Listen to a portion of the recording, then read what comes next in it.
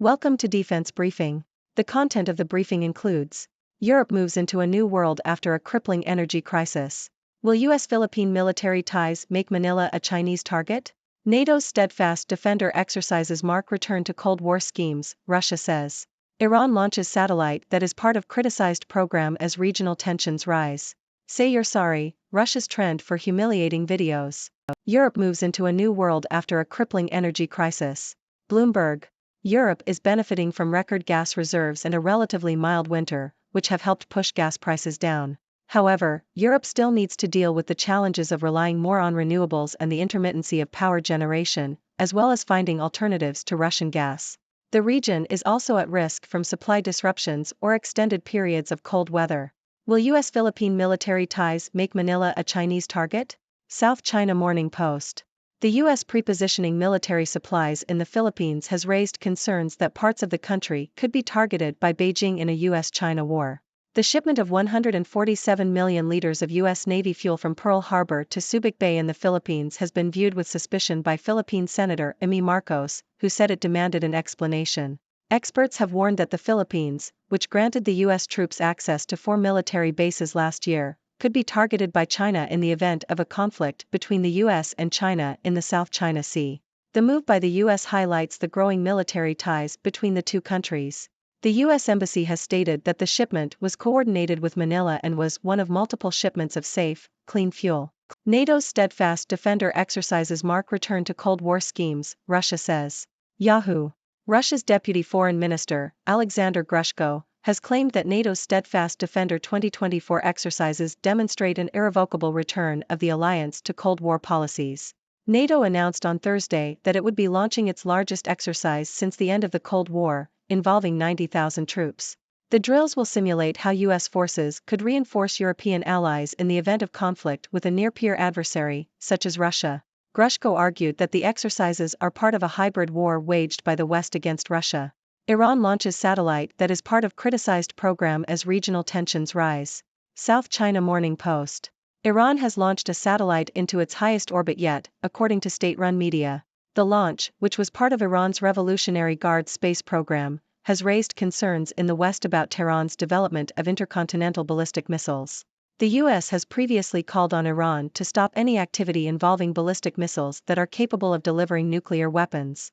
Iran has denied seeking nuclear weapons and has said that its space program is for civilian purposes. Say you're sorry, Russia's trend for humiliating videos.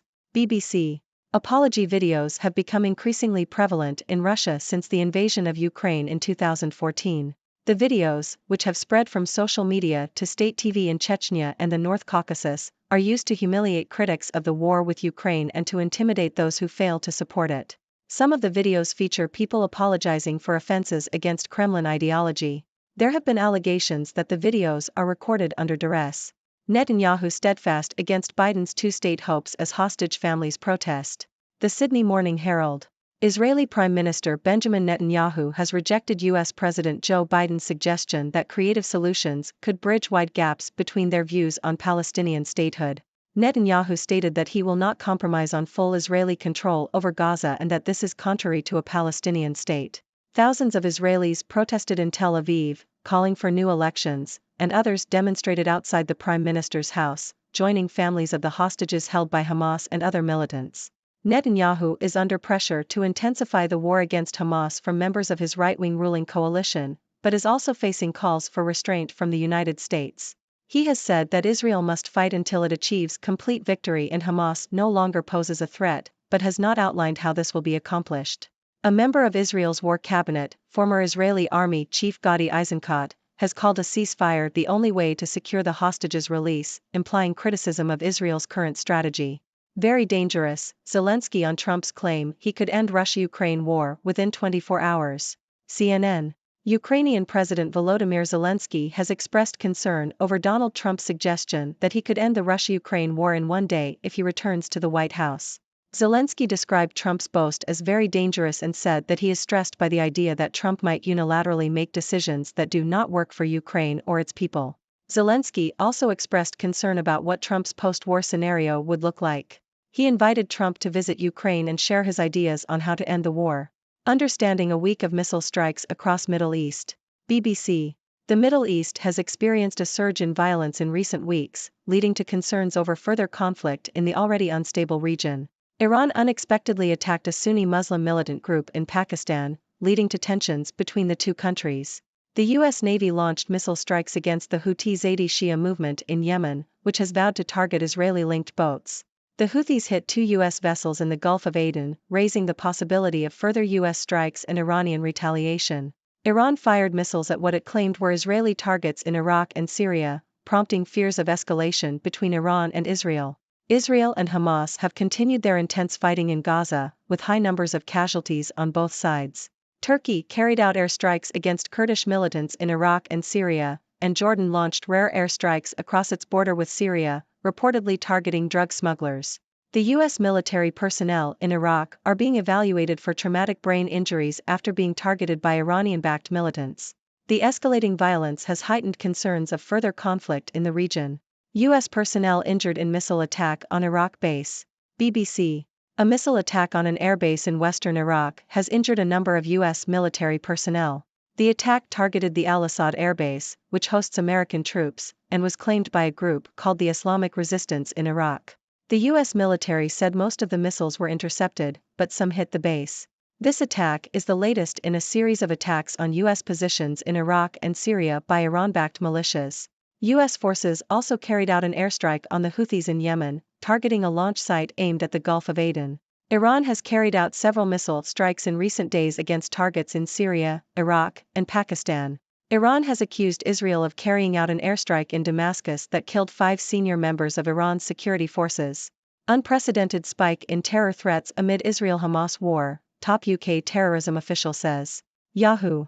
The terrorism threat in the United Kingdom is at an unprecedented level following the start of the war between Israel and Hamas last October, a top UK counter-terrorism official said on Friday. Ladies and gentlemen, I am Dr. Six, your resident observer from the sixth dimension. Today, we have a whirlwind of news from around the world. From Europe's energy crisis to military tensions in Asia and the Middle East, there's no shortage of excitement. So, let's dive right into it. Europe seems to be catching a break with record gas reserves and a mild winter, leading to lower gas prices. However, the region still faces challenges in transitioning to renewable energy sources and reducing reliance on Russian gas. And let's not forget the risk of supply disruptions or cold weather. So, while things may be looking up now, Europe still has some work to do. Moving to Asia, the US-Philippine military ties have raised concerns that the Philippines could become a target for China in a US-China conflict. The recent shipment of U.S. Navy fuel to the Philippines has caught the attention of Philippine Senator Amy Marcos, who is demanding an explanation. The growing military ties between the U.S. and the Philippines certainly add an interesting twist to the geopolitical landscape in the South China Sea. Meanwhile, NATO's steadfast defender exercises have sparked accusations from Russia of a return to Cold War policies. With 90,000 troops involved, these drills simulate how the U.S. could support its European allies in a conflict with a near-peer adversary like Russia. It seems tensions between NATO and Russia are far from cooling down. In the Middle East, Iran's satellite launch has raised concerns about its ballistic missile capabilities. The West has long called on Iran to halt its missile development, fearing the potential for nuclear weapons delivery. Iran, on the other hand, maintains that its space program is for civilian purposes. Are we witnessing a new space race in the region? And finally, let's talk about Russia's trend of apology videos. Since the invasion of Ukraine, these videos have become a tool to humiliate critics and intimidate those who don't support the war effort. Some even allege that these videos are recorded under duress. It's a strange and troubling phenomenon that shows the extent to which propaganda can be used to control narratives. That wraps up our news roundup for today. As always, I encourage you, my dear viewers, to share your thoughts and join the discussion. What are your ideas on these developments? Do you have any questions for me, Dr. Six, about the news or the sixth dimension? Let's keep the conversation going. Thank you for tuning in. The content above showcases the latest briefing reports and analytical synopses, thoughtfully curated by the 6Do team. These insights stem from a wide array of reputable media outlets, think tanks, government sources, and specialized experts worldwide.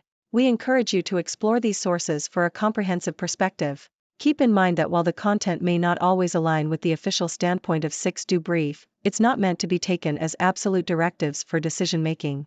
Comprising seasoned media professionals, learned scholars, and accomplished scientists, the 6Do team embodies a trailblazing, fully independent media entity. To customize 6Do Brief to meet your professional needs, you have the option to subscribe to a diverse array of briefings on our website, 6dobrief.com. Regardless of your location, you can conveniently receive 6Do Brief via email.